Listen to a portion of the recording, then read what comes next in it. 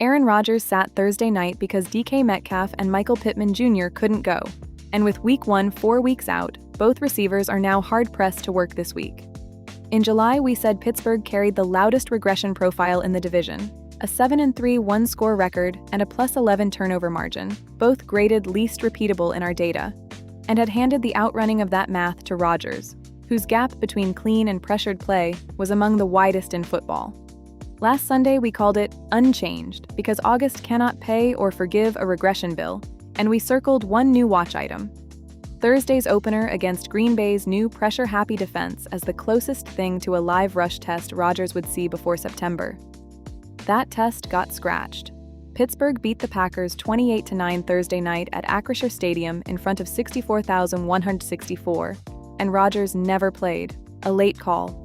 The reason, per Ross McCorkle at Steelers Depot citing Jerry Dulac, Mike McCarthy would only play Rodgers if both DK Metcalf and Michael Pittman Jr. were healthy and available, and both were in street clothes. McCarthy's own version: "It's really what we've been talking about all training camp. A big part of my outlook, and there's always different variables, but you're looking to play combinations of people, and I think that was definitely a big part of the reason." Rodgers had already called the opener "not real football" in comments picked up by CBS Sports, so nobody should have been shocked.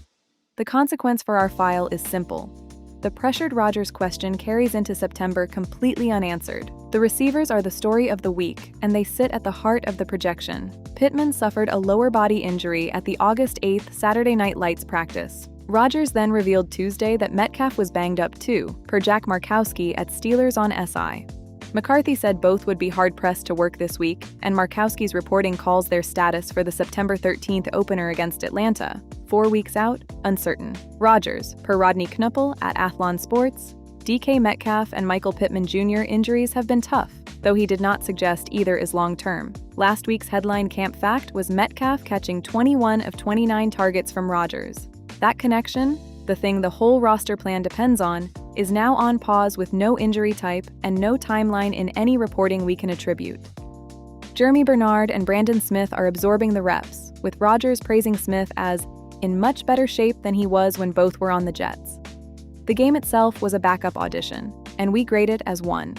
Mason Rudolph went 10 of 11 for 93 yards after the first unit opened with a 3-and-out, Lucas Van Ness beating Troy Fautanu for a sack.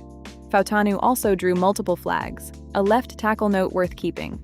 Will Howard, the second-year sixth-rounder who missed all of last preseason with a finger injury, went 7 of 9 for 86 and ran an 8-play, 80-yard touchdown drive in the final 2 minutes of the half, hitting Robert Tonyan 3 straight times for 16, 15, and 22 yards before Lou Nichols punched it in. Rookie third-rounder Drew Aller, in his NFL debut, went 10 of 13 for 154 with the 74-yard catch-and-run to Caden Wetjen, a read option keeper score, and short touchdowns to Wetjen and Riley Nowakowski.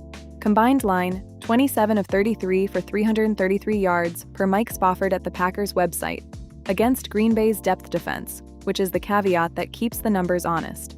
Rudolph postgame: "My goodness, Drew played a great game. Will's first outing too, and they both played great." Per Still Curtains tracker, Rudolph still holds the second-team reps, though Parker Abate at Steeler Nation reads his roster position as possibly vulnerable. The backup undercard escalated without settling. The carryover threads, one by one.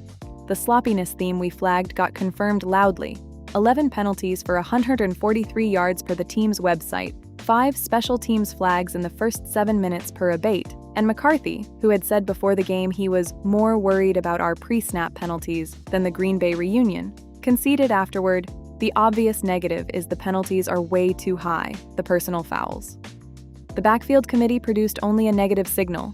2025 third-rounder Caleb Johnson got 2 late carries for 3 yards, which Abate reads as roster trouble, while Jalen Warren and Rico Dowdle appear in no recap we can attribute, presumably held out but unconfirmed. On the plus side, the defense posted 4 sacks, 2 by Jamin Davis, plus an Israel Mukwamu safety blitz sack. Asante Samuel Jr. broke up a red zone throw to Jaden Reed, and Broderick Jones returned from neck surgery looking solid, per Abate. Does the July framing hold? Complicated. The regression math is untouched and untestable in August, but the top 2 receivers being unable to work with Week 1 4 weeks out is a new complication sitting directly on the connection the projection runs through.